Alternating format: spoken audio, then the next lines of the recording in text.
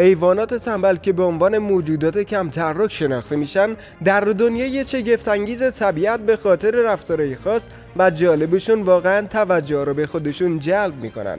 این موجودات دوست داشتنی معمولا زمان زیادی رو در حالت استراحت و خواب میگذرونن و به همین دلیل به عنوان تنبل به چشم میان. یکی از معروفترین این حیوانات کسله که در جنگل‌های بارانی زندگی میکنه.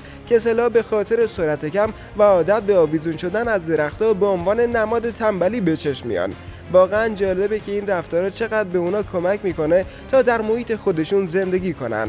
حیوانات تنبل معمولا به دلیل صرفه‌جویی در انرژی فعالیت‌های خودشون رو محدود میکنن. این رفتار هوشمندانه به اونا کمک میکنه تا در محیط‌های با منابع غذایی محدود بهتر زنده بمونن و از زندگی خودشون لذت ببرن.